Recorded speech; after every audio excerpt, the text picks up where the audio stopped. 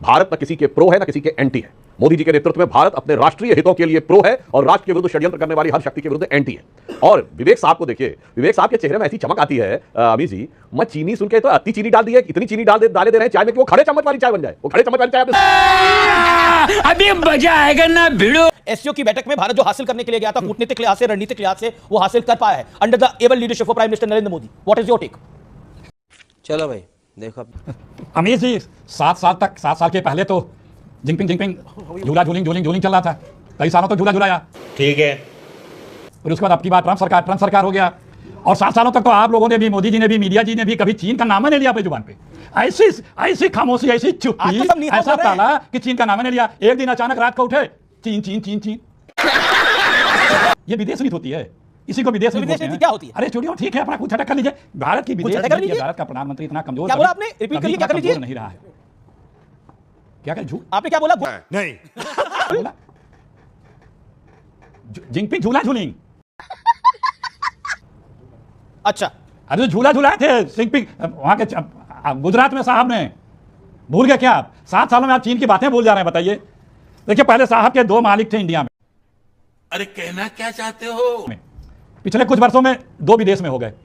एक वाले ने तो ऑपरेशन सिंदूर के बाद, जो उसको मित्र बोलते थे, कहीं का नहीं छोड़ा। अब दूसरे वाले के साथ अपना फिर से पेंच बढ़ाना शुरू किए हैं।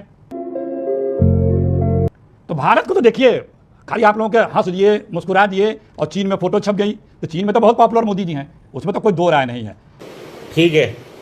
क्योंकि भारत कहता है मेरे जमीन पे कब्जा कर लिया, मेरे क्षेत्रों पे कब्जा कर लिया। मोदी कहते हैं न कोई घुसा था, न घुसा आया हुआ है। तो चीन के लोग तो ऐसे ही आदमी चाहते हैं कि जो हम कुछ भी कब्जा करते जाएं वो स्वीकार करें। हमारे देश की जो क्या ये बातें हुई कि भैया चीन साहब हमारे भूभाग पे क्यों कब्जा कर रहे हैं, क्यों? अभी बदत है भाई, अभी बदत है। कि पहले मैं ऑन द लाइटर नोट कहना चाहूंगा कि वर्तमान परिस्थितियों में पहली बात स्पष्ट, भारत न किसी के प्रो है न किसी के एंटी है। मोदी जी के नेतृत्व में भारत अपने राष्ट्रीय हितों के लिए प्रो है और राष्ट्र के विरुद्ध षड्यंत्र करने वाली हर शक्ति के विरुद्ध एंटी है। और यही नहीं, अभी और सुनिए।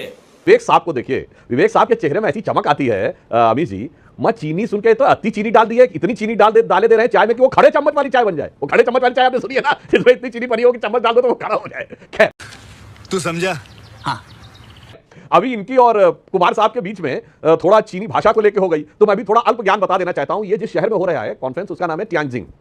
और आपको पता है कि प्राचीन चाइना में भारत का नाम क्या है? भारत को किस नाम से पुकारा जाता था? टियान। अब ये टियान वर्ड जो है चाइनीज भाषा में, उसका अर्थ होता है हेवन, स्वर्ग।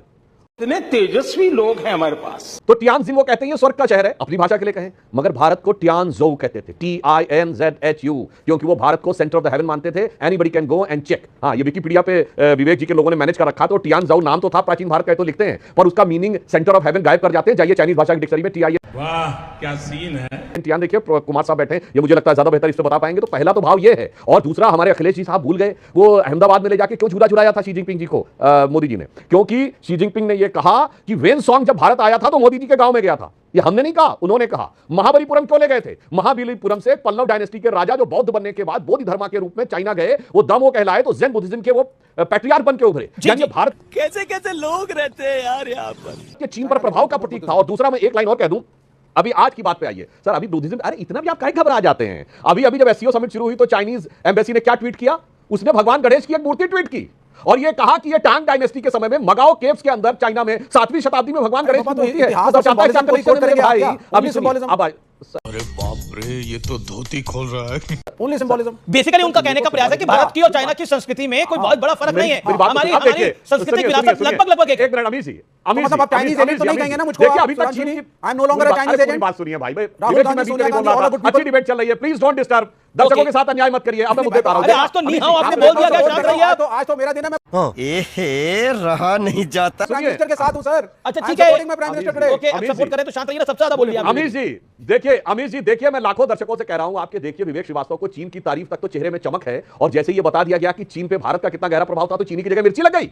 अब मैं आता हूं आज के समय में जो प्रधानमंत्री जी ने एससीओ में दिखाया है। मैं विनम्रता से कहना चाहता हूं, कोई एक देश बताइए जो एससीओ का मेंबर हो, क्वाड का भी मेंबर हो। बंद करो हाथ जोड़ के। नंबर 2, एक देश बताइए जो क्वाड का भी मेंबर हो, ब्रिक्स का भी मेंबर हो। नंबर 2, एक देश बताइए जो एससीओ में रहते हुए अमेरिका ने प्रीडेटर ड्रोन दिया हो। नंबर 2, एक देश बताइए जिसने S-400 लिया और अमेरिका ने प्रतिबंध लगाया हो। और नंबर 3, प्रतिबंध लगाना तो दूर, प्रीडेटर ड्रोन देने का कॉन्ट्रैक्ट नाटो के अलावा। यही नहीं, अभी और सुनिए।